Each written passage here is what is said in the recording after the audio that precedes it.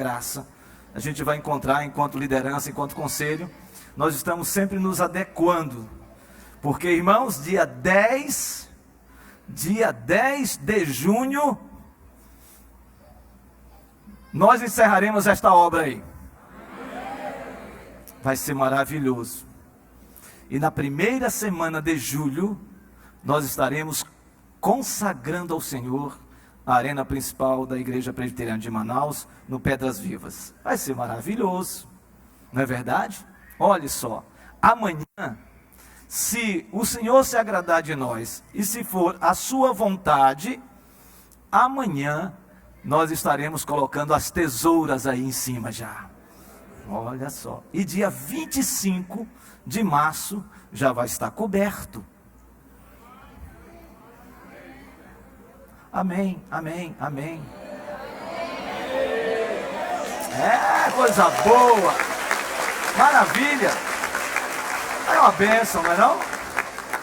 Então nós estamos avançando, já toda a primeira fase já foi, como dito pelo nosso querido presbítero Sérgio, que é o nosso presidente da comissão de captação de recursos, esse rapaz bonito, cheiroso, entalcado, que está aqui.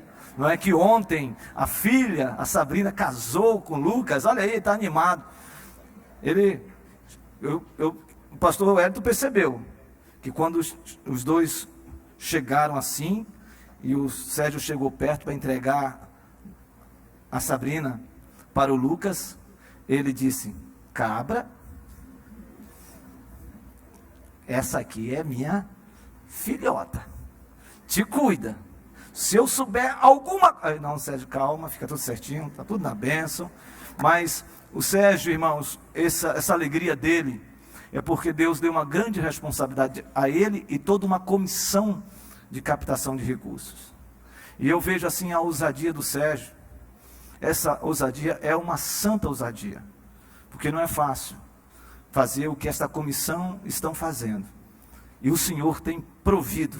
Irmãos queridos, Deus tem provido, o Senhor tem dado bênção sobre bênção. Sabe por quê? Sua fidelidade. Fidelidade ao Senhor, nos dízimos, nas ofertas. Continue, e nós continuaremos orando ao Senhor e contribuindo. Pastor, fique tranquilo, toda a liderança tem se comprometido também em abençoar exponencialmente o projeto Neemias. A propósito, quero fazer aqui uma santa convocação para todos os líderes da igreja. Todos os líderes da igreja. Santa convocação.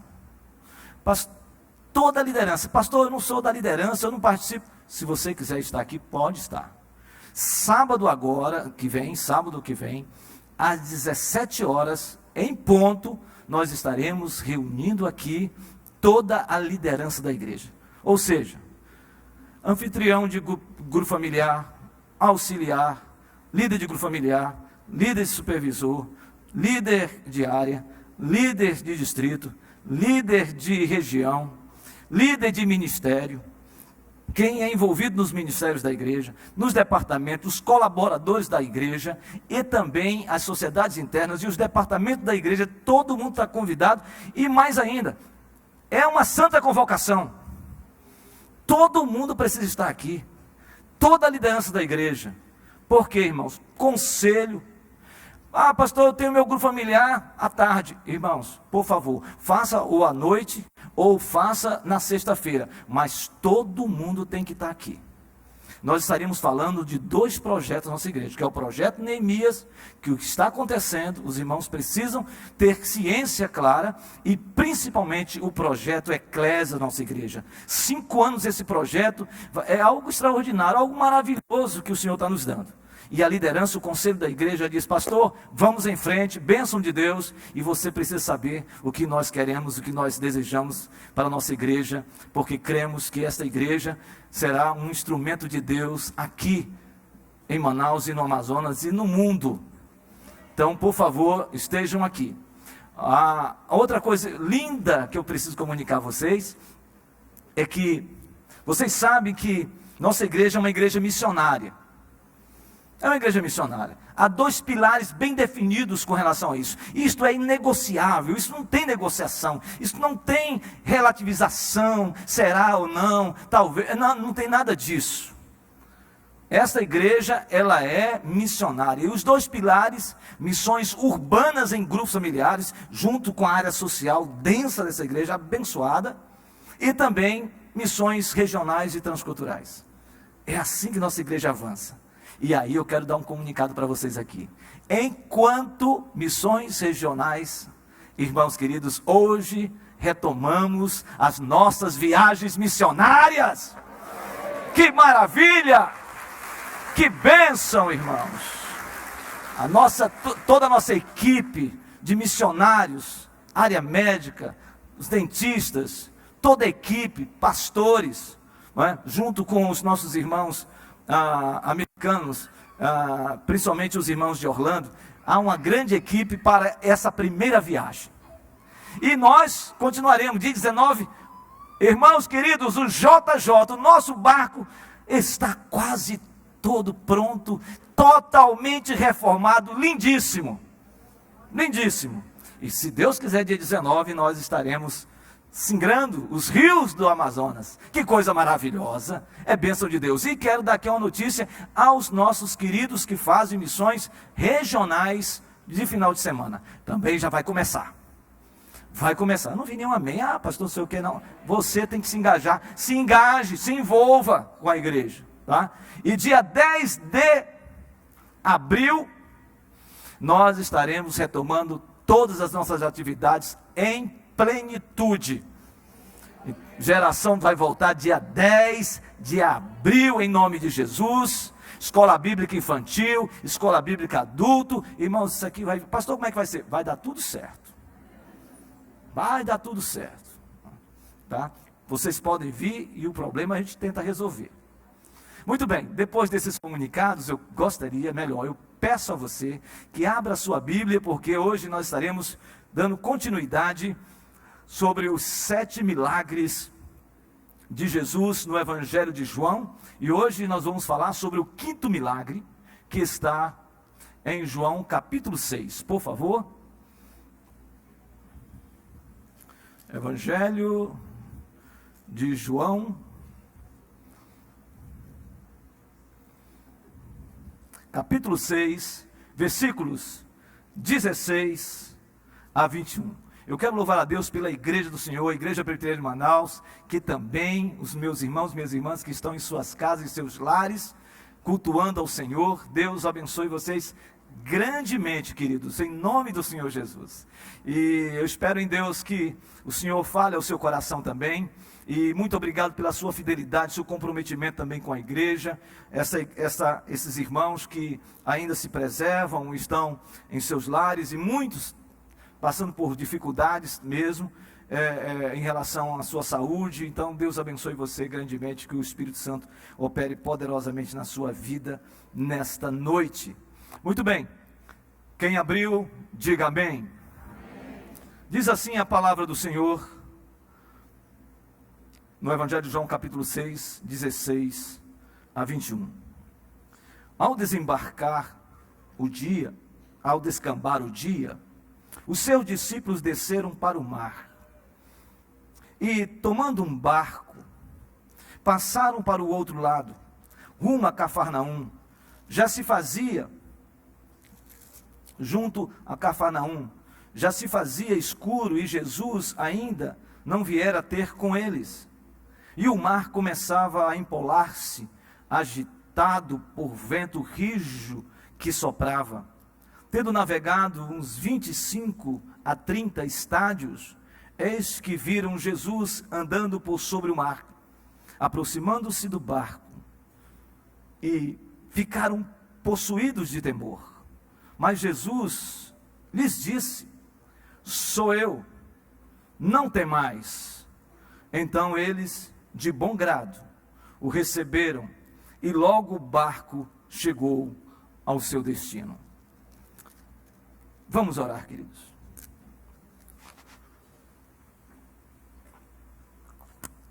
Senhor, nós temos visto a sua poderosa manifestação do nosso meio. E sabemos que isto é obra do Senhor, é bondade do Senhor. Nesta noite, Deus, nós te louvamos, nós te adoramos com cânticos espirituais. Nós consagramos nossos dízimos e as nossas ofertas. Mas Deus, agora nós queremos ouvir a sua voz. Que eu seja apenas um instrumento em suas mãos, para a sua glória, para o seu louvor. Esta é a nossa oração. E nós a fazemos em nome do Senhor Jesus. Amém.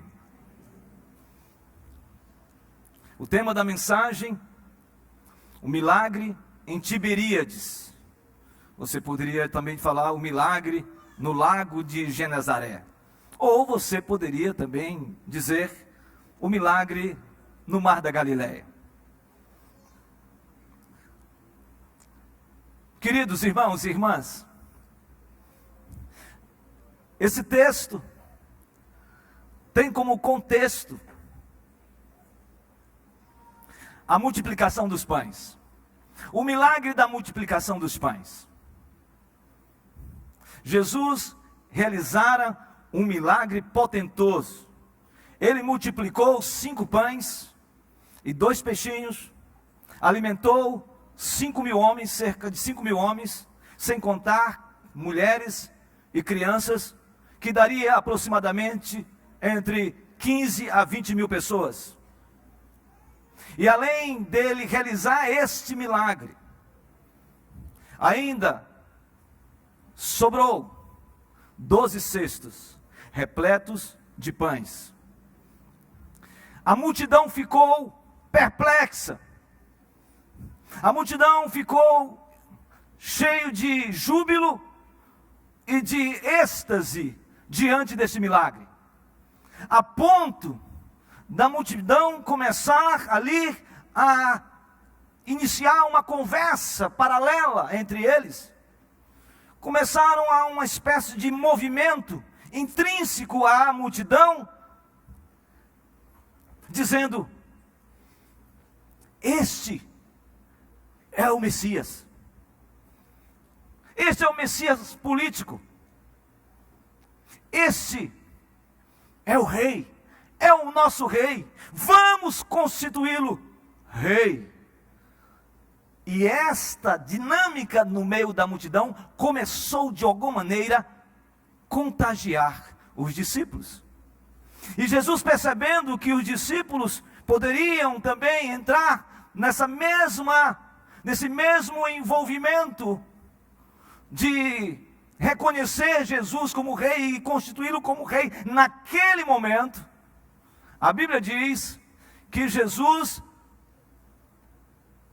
faz com que os seus discípulos saiam do meio da multidão e entrem no barco.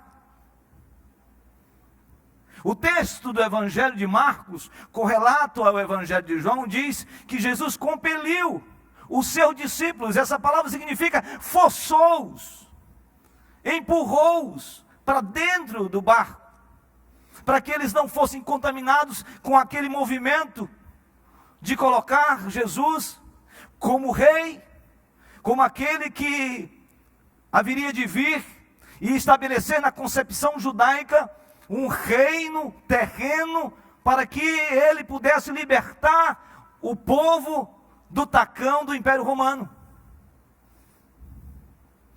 E então os discípulos entram no barco. E eles então agora vão para o outro lado. O último lugar ou local de chegada, que era do outro lado do lago, era Cafarnaum. Mas a Bíblia diz que Jesus não entrou no barco com eles.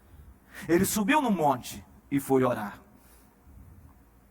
E do monte ele avistava os seus discípulos. Os discípulos, dentro de um barco, começaram a navegar para a região de Cafarnaum. E o texto diz que eles navegaram cerca de 25 a 30 estádios, ou seja, entre 5 a 6 quilômetros. E no meio do lago, uma corrente fortíssima do norte, um vento fortíssimo, começou a bater no barco. Não somente isso, começou a fazer com que o mar se tornasse empolado. Ou seja, o mar, as ondas começassem a crescer, e um vento rijo, ou seja, um vento impetuoso, um vento fortíssimo, começou a soprar, e os discípulos começaram a ficar com receio, com medo, com pavor de naufragar e de morrerem.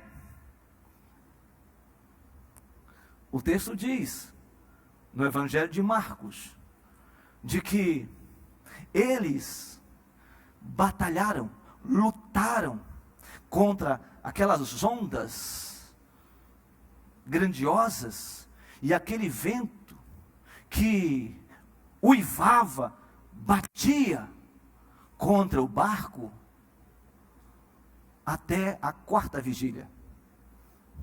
Ou seja, cerca de 3 horas da tarde, ou da madrugada, eles continuaram lutando contra aquela tempestade. Da primeira vigília, das 6 horas até as 3 da madrugada, das 18 horas até as 3 da madrugada, eles lutaram. 9 horas lutando, batalhando.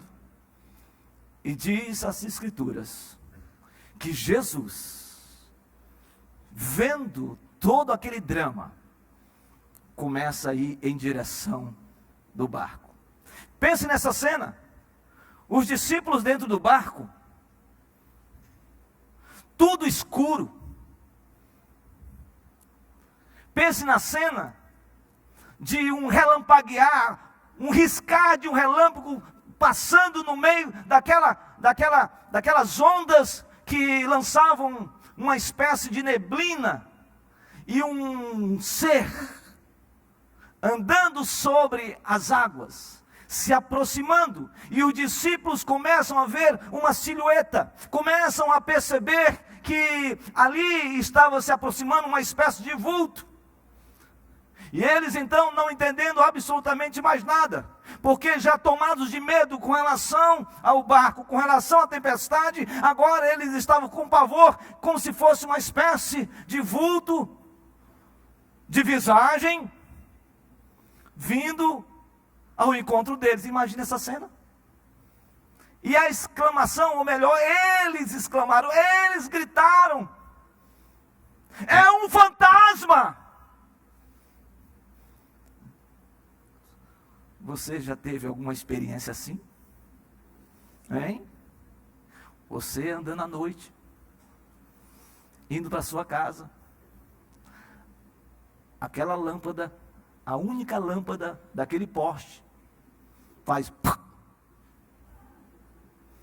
E aí você está andando na escuridão, e aí você começa a ver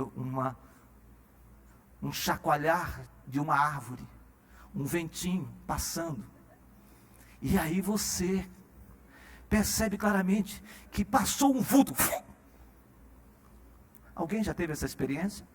Não, calma, fique tranquilo, eu só estou tentando fazer você imaginar a cena. Eles disseram: é um fantasma, tomados de medo. E quando então Jesus rompe aquela neblina, rompe aquele momento, a Bíblia diz que ele se apresenta aos seus discípulos e diz: sou eu, não temais. Sou eu, não tenham medo. Diz as Escrituras que Jesus adentra o barco. Ele entra no barco, e quando ele entra no barco, cessa o vento. Cessa o vento rijo, cessa aquele vento fortíssimo, cessa aquelas ondas encapeladas, aquelas ondas empoladas, aquelas ondas grandiosas, todas elas cessam, e há uma calmaria. E diz o texto que eles vão em direção ao seu destino em paz.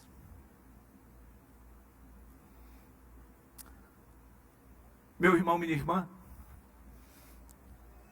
você tem enfrentado tempestades? Você tem enfrentado lutas grandiosas, onde as ondas têm se levantado, onde os ventos batem fortíssimo sobre a sua vida? Você tem vivido momentos assim? Você tem vivido momentos onde a tempestade não são circunstanciais, mas são tempestades internas, tempestades que estão dentro da sua alma.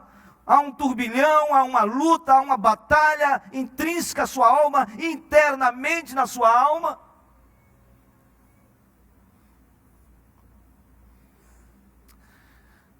O que a gente pode aprender com essa história de Jesus, com os seus discípulos dentro do barco? O que nós podemos aprender na nossa vida hoje? E eu quero compartilhar com vocês 3 lições que eu reputo ser fundamental para que Deus fale ao seu coração de maneira clara. É óbvio que há outras lições, mas eu quero falar 3 lições ao seu coração hoje. A primeira lição, nós precisamos aprender que ninguém está imune às tempestades da vida. Ninguém está imune, ninguém está isento de enfrentar tempestades. Ninguém. Pense nesse texto. Os discípulos receberam uma ordem de Jesus. Entrem no barco. Quem deu essa ordem foi Jesus. Quem, de maneira imperativa, fez com que os discípulos entrassem no barco foi Jesus. E eles entram no barco, e ao entrar no barco, tudo estava tranquilo. A viagem de 5, 6 quilômetros, tudo estava tranquilo. Esses discípulos, eles conheciam o mar, eles conheciam o seu trajeto, eles eram homens hábeis com relação ao mar, porque eram pescadores, a maioria deles. Então eles tinham conhecimento, eram galileus, sabiam dos momentos que o vento soprava mais forte ou não, que vinha do norte, e soprava naquele grande corredor dentro do mar da Galileia. Então eles atravessavam em tranquilidade.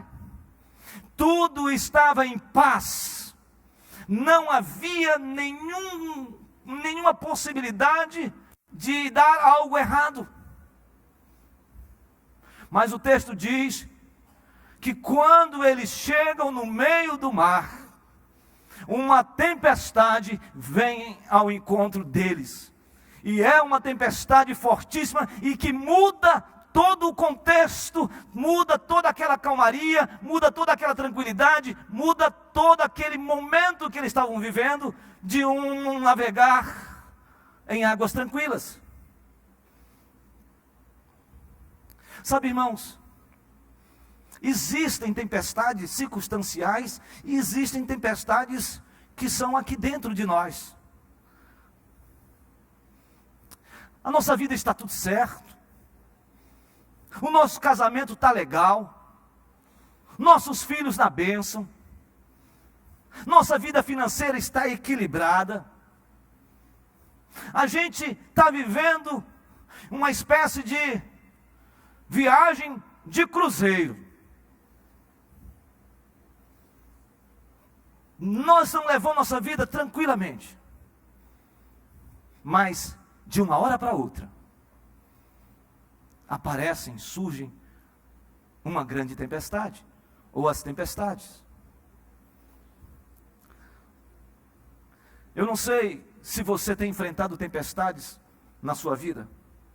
Eu não sei se você se identifica com essa realidade de alguém que tinha um casamento aos seus olhos feliz, tinha uma relação familiar maravilhosa, tinha uma condição financeira adequada, equilibrada, tinha uma situação de saúde na boa, na bênção, sua família estava completamente ajustada, tudo em paz, e de alguma maneira você sofre uma perda, que mexe com você, que essa tempestade vem, bate no seu barco, chacoalha tudo, você é levado para um lado, para o outro, você se sente como se estivesse à deriva. Talvez você chegou aqui hoje com essa situação, talvez você que está em casa esteja vivendo esta situação, mas eu quero dizer para você, que ninguém está imune às tempestades da vida. A segunda lição que eu quero compartilhar com você, é que quando eu leio esse texto, eu aprendo que nós devemos discernir o tempo de intervenção de Jesus quando a tempestade atinge a nossa vida.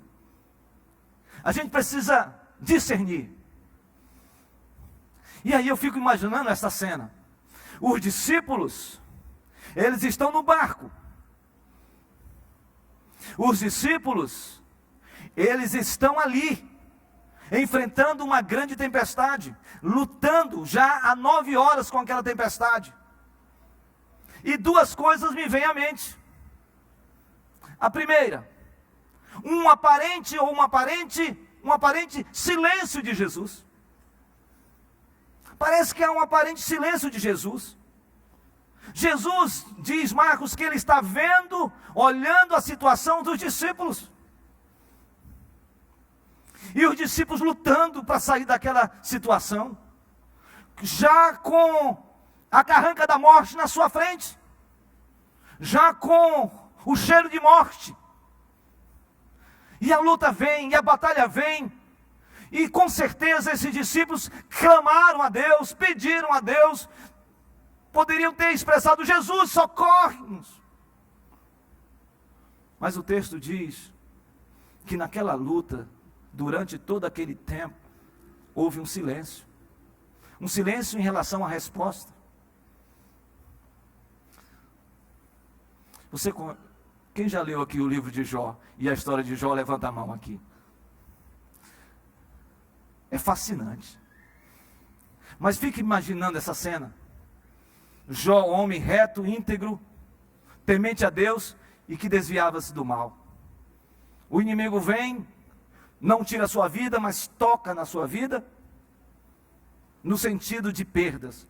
Este homem perde filhos, este homem perde, de certa maneira, esposa, este homem perde os seus bens, este homem perde os seus relacionamentos, esse homem é acometido de uma lepra que fica raspando com caco de vidro para tirar aquela pele totalmente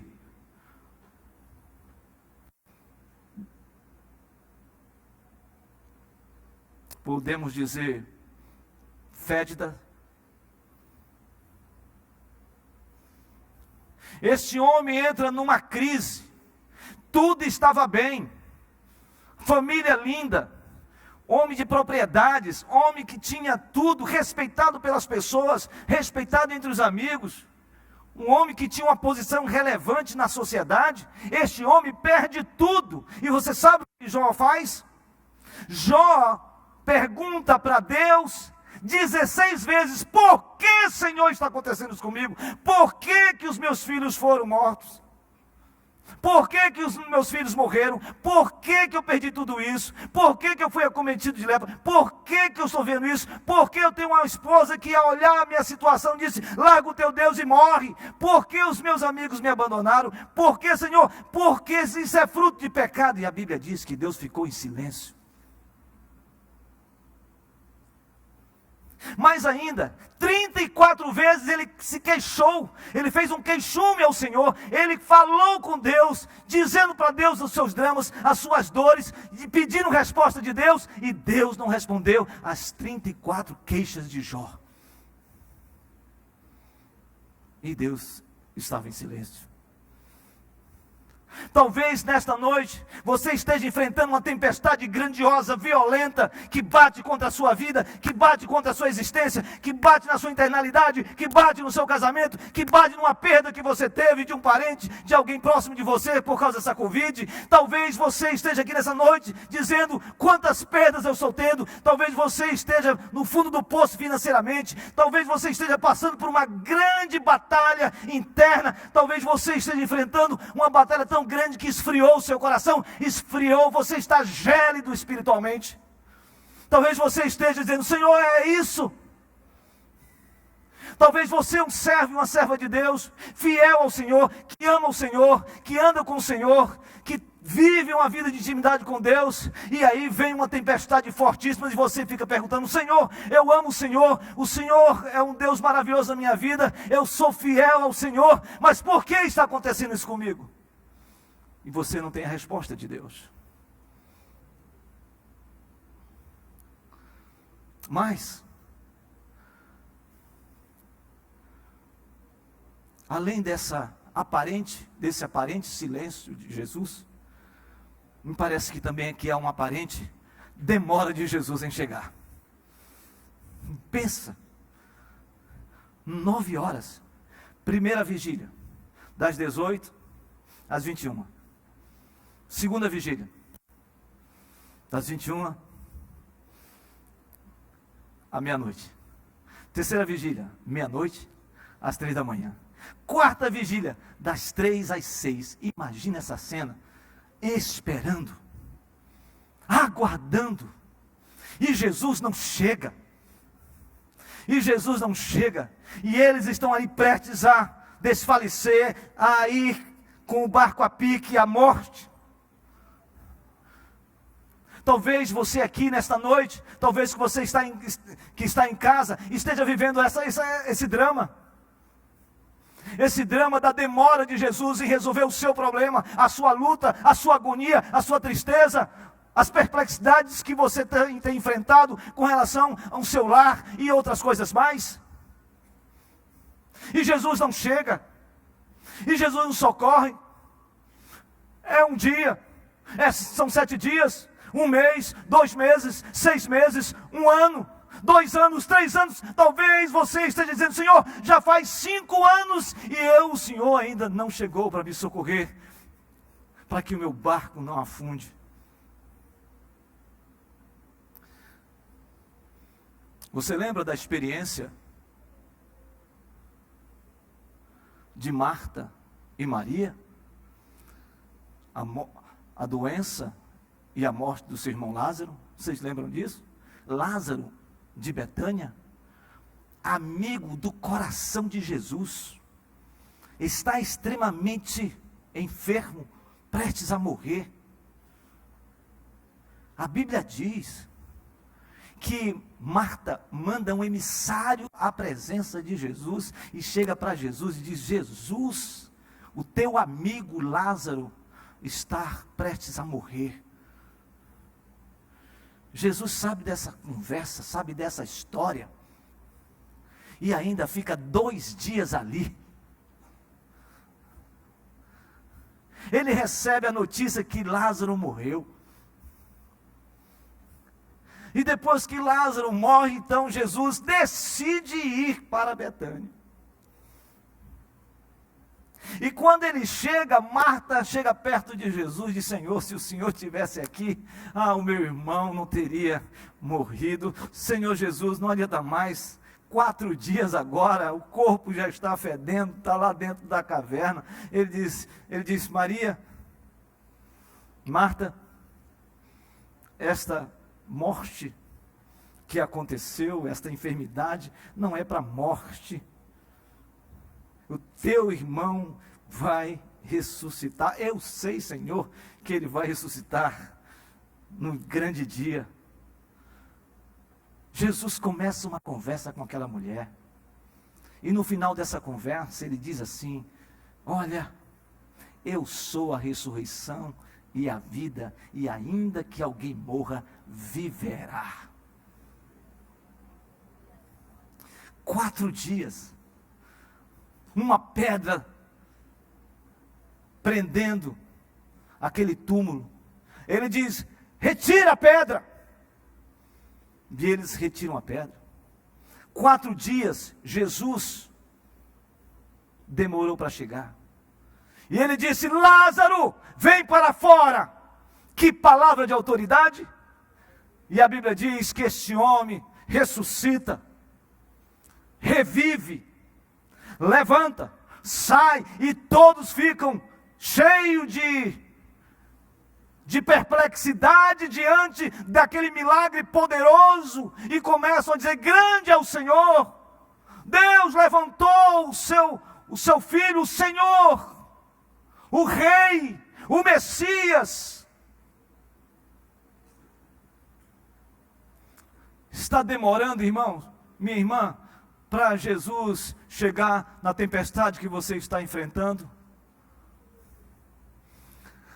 Está demorando, meu irmão, minha irmã, para Jesus chegar para tratar o seu casamento? Está demorando, meu irmão, minha irmã, para o Senhor Jesus ir ao seu encontro e sanar suas situações financeiras? Está demorando, meu irmão, minha irmã, para Deus acalmar o seu coração, aquietar a sua alma?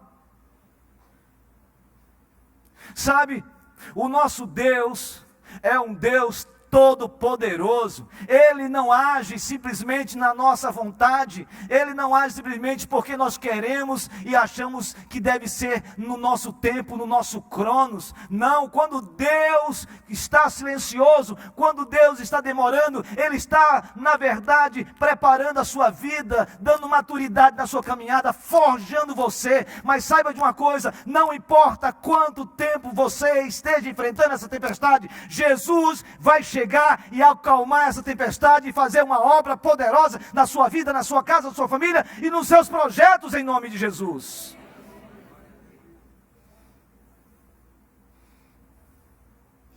Mas é preciso discernir o tempo de Deus, porque Jesus não se adianta e nem se atrasa, Ele chega na hora certa.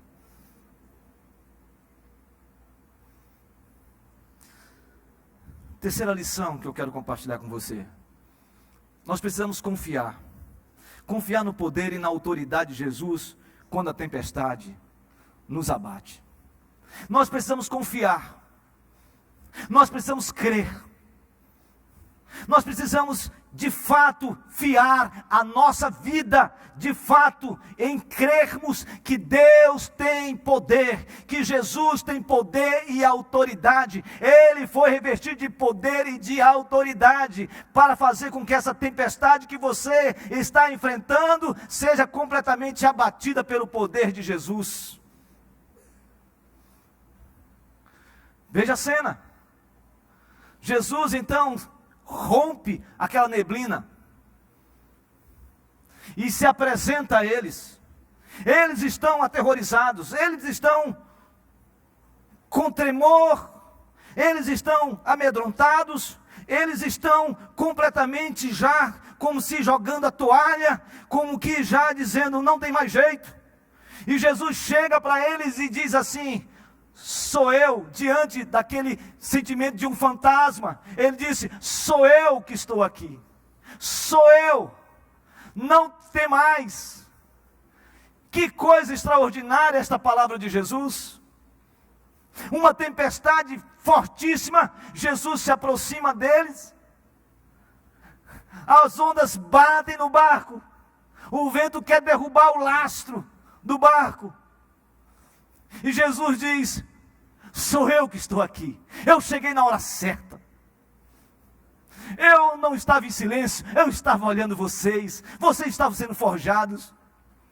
Eu não demorei, eu cheguei na hora certa, no momento certo. Sou eu que estou aqui. E aí me chama a atenção esse texto. A palavra sou eu no grego, essa expressão sou eu é ego eimi, que significa de fato eu sou.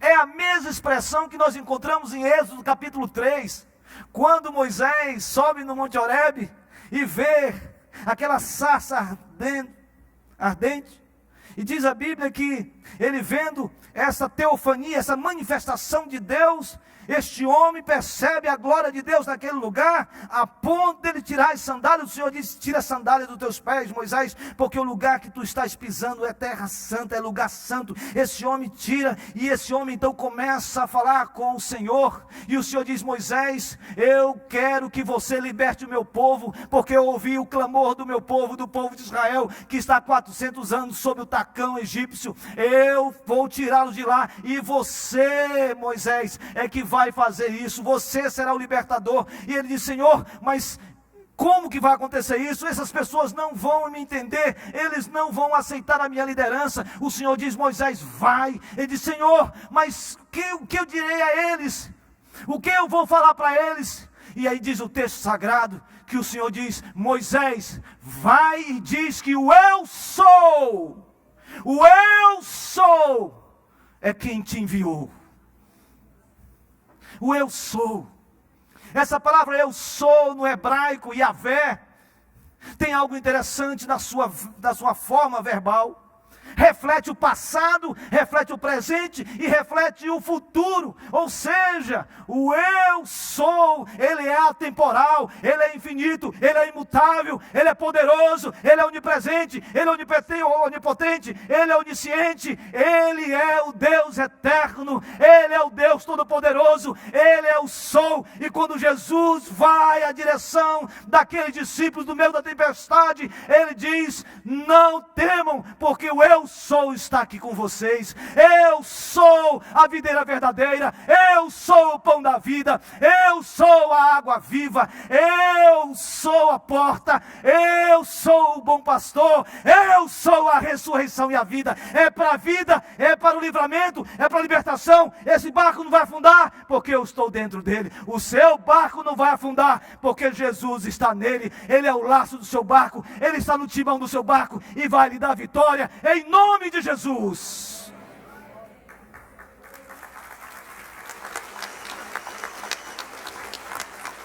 Por isso que ele é o Todo-Poderoso.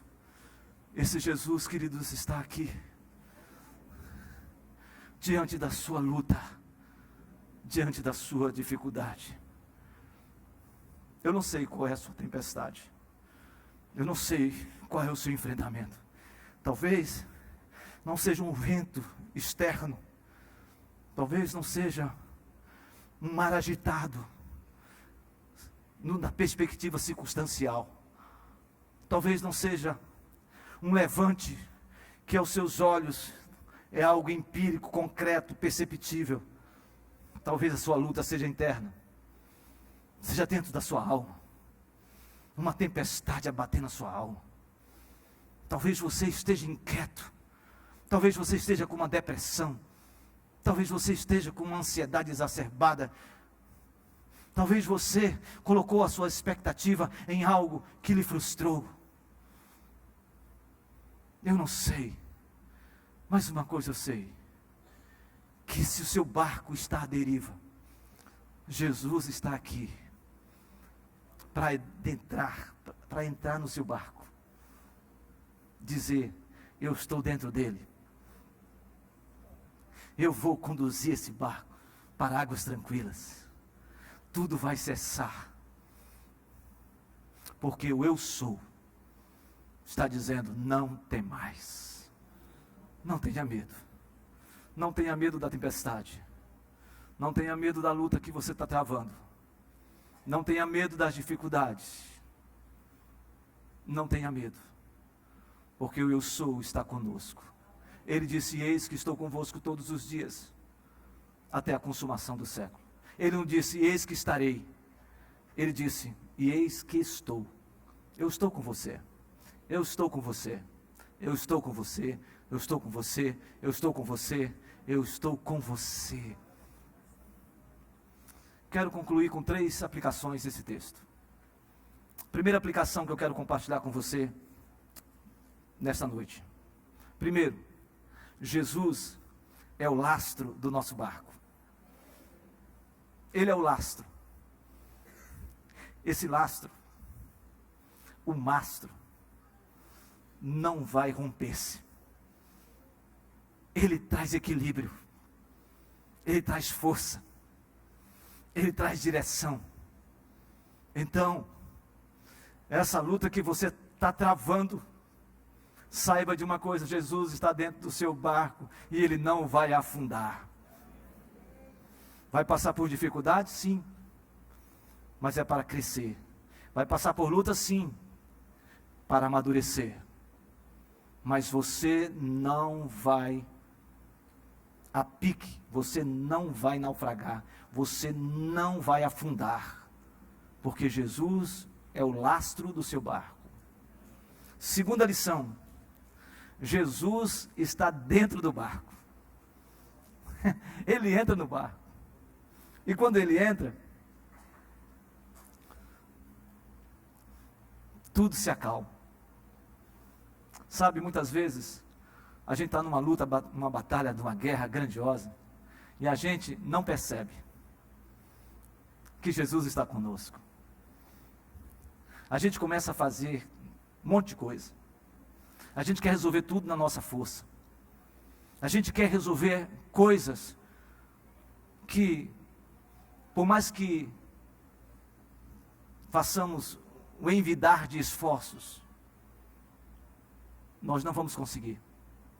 Sabe, às vezes nós queremos resolver no nosso braço as coisas, e a gente não vai conseguir, porque há lutas que só o Senhor pode resolver. Me preocupa muito quando nós queremos, a gente quer ser o paladino da justiça, que a gente quer resolver as coisas com nossa força, com a nossa capacidade intelectual. Louvado seja Deus, Deus nos deu isso mesmo. Mas eu quero dizer uma coisa para vocês. Quando eu olho para tudo que aconteceu nessa igreja, nos últimos 2 anos, eu olho para essa realidade aqui, eu sei de uma coisa: Jesus está no centro, no controle dessa igreja. Quando eu olho para essa igreja, na primeira onda, com tantas perdas de irmãos e irmãs queridas, quantas perdas nós enfrentamos. Quando eu olho para a segunda onda terrível que abateu a cidade de Manaus, eu ficava imaginando: meu Deus, o que será da igreja?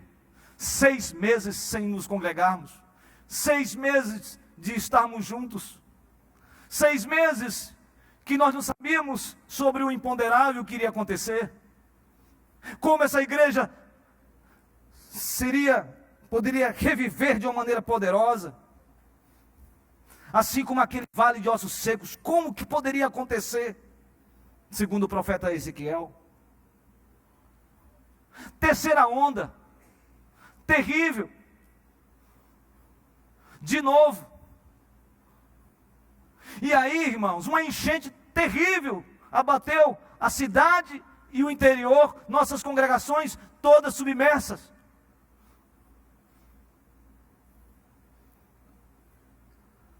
E aí, meus irmãos, para completar, o teto, as estruturas do auditório principal do Pedras Vivas veio abaixo. E ainda para completar do completar, isso é coisa do capeta mesmo, um incêndio ainda num galpão que nós tínhamos construído para guardar as coisas do musical. Irmãos, deixa eu falar uma coisa para vocês. Eu não sei se passou isso pela cabeça de vocês, mas eu fiquei pensando: se eu sou membro dessa igreja, rapaz, vai ter que passar sal grosso. É possível, talvez tenha um cabeça de jumento enterrado. Não é não? Já pensou nisso? E aí alguém chega assim: você é membro da igreja presbiteriana, de Manaus? A igreja que caiu o teto? A igreja que pega fogo? Como é que eu vou evangelizar alguém? Olha, Jesus te ama, vamos para a minha igreja. Qual a tua igreja? Presbiteriana de Manaus. Aquela? Parou a pensar nisso tudo aí? Eu pensei em tudo isso. Olha a minha cabeça.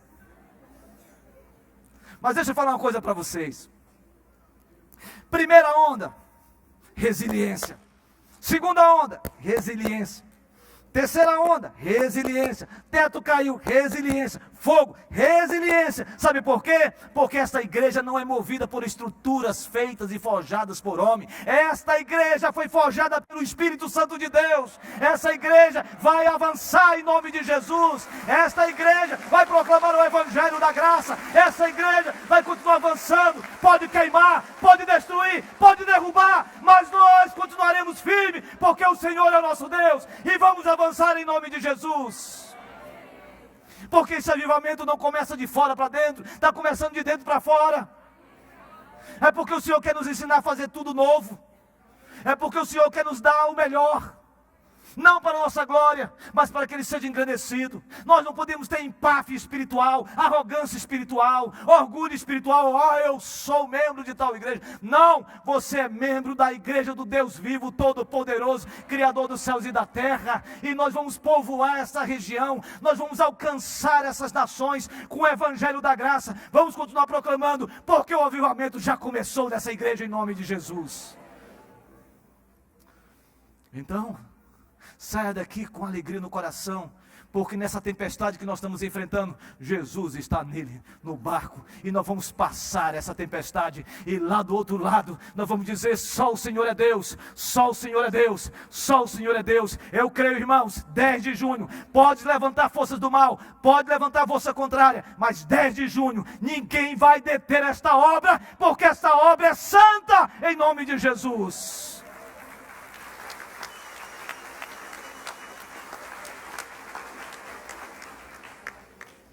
Eu falei para vocês, então vamos até meia-noite hoje. E a terceira aplicação que quero fazer com vocês, que Jesus sempre nos leva para águas tranquilas, depois de uma tempestade. Vai passar. Você que está enfrentando lutas, vai passar porque você é de Jesus. Sabe? Deus está lhe forjando, Deus está lhe fortalecendo. Deus está moldando você, Deus está fazendo você alguém com sentimento. Então olha, quando a gente faz uma espécie de uma retrospectiva, uma anamnese, trazer à memória as realidades que nós já passamos, é porque há uma realidade espiritual muito maior, muito mais extraordinária, que Deus tem para você, para mim, para todos nós, como igreja do Senhor Jesus. Sabe por quê? Porque eu não tenho dúvida que Deus está levando a igreja presbiteriana de Manaus para águas tranquilas. Ainda que eu ande pelo vale da sombra da morte, não temerei mal nenhum, porque tu estás comigo, a tua vara e o teu cajado me consolam. Preparas-me uma mesa na presença dos meus adversários, unge minha cabeça com óleo, certamente habitaremos na casa do Senhor para todo sempre. Amém, amém e amém. Louvado seja o nome do Senhor.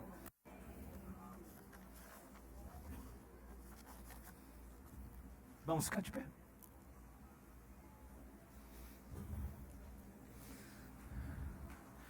Eu quero convidar você que está enfrentando tempestades, se coloque na brecha agora. Só levanta a tua mão aí. Levanta a tua mão aí, só levanta a tempestade. Pastor, é só um ventinho. Levanta a mão. Porque quando o ventinho vem, você já tem que interceptar. Pastor, levanta a mão, porque não adianta. Levanta a mão. Levantou a mão? Ok, agora já sabemos. Então agora você exercite a sua fé. Exercite a sua fé. Se veja Deus fazendo, entrando no seu barco, segurando o timão do seu barco. As ondas vão se acalmar, o vento vai cessar, e você vai chegar em Cafarnaum. Deus, os teus filhos estão aqui. Ó Senhor, cada um aqui tem uma luta. Aqueles amados que estão em suas casas agora. Ó Deus, Tu sabes e conheces. Ó Deus, Tu sabes qual tempestade. Senhor, eu sou pobre e necessitado, porém o Senhor cuida de mim. Senhor, me ajuda agora a orar com fé, para que essa tempestade cesse da vida dos meus irmãos agora. Não sei qual é a tempestade, mas Deus, o Senhor realizou esse milagre no lago de Tiberíades. Senhor Deus, o barco não afundou, o Senhor operou as suas maravilhas, o Senhor andou sobre as águas, o Senhor, aleluia, o Senhor rompeu com todas as leis naturais, porque o Senhor é o Senhor de todas as coisas. O Senhor rompeu andando sobre as águas, com relação à lei da gravidade, à lei da densidade. O Senhor rompeu a lei da hidráulica. O Senhor andou sobre as águas. Senhor Deus, faz os teus filhos aqui contemplarem essa cena, indo na direção dos teus filhos, e esse barco cheio de tormentas, Senhor Deus, faz agora um milagre, e traz paz, Pai, traz paz em meio à guerra, traz paz em meio ao divórcio, traz paz, Senhor Deus, em meio à situação financeira, traz paz, Senhor, em meio àqueles que estão sofrendo com filhos e filhas longe do Senhor. Traz paz, Senhor, dizendo: sou eu que estou aqui, não temas, eu estou contigo. O eu sou está contigo. Em nome de Jesus, Senhor Deus, acalma essa tormenta da alma. Ó Deus, em nome de Jesus, faz esse milagre agora aqui, Senhor. Que saiam teus filhos aqui hoje cheios da tua unção, da tua autoridade, do teu poder, com a santa ousadia de dizer e reafirmar: diabo, tu não tens poder sobre a minha casa, tu não tens poder sobre a minha vida. O Senhor Jesus é o Senhor da minha vida, e essa tempestade no tempo de Deus, no tempo do Senhor, no kairós do Senhor, vai passar em nome de Jesus. Faz isso, Senhor, e que saiamos daqui cheios de júbilo, de alegria, porque o Senhor é o Senhor das nossas vidas. Faz isso agora, Senhor, em nome de Jesus. Amém. Louvado seja o nome do Senhor Jesus. Vamos aplaudir o Rei dos Reis, só Ele.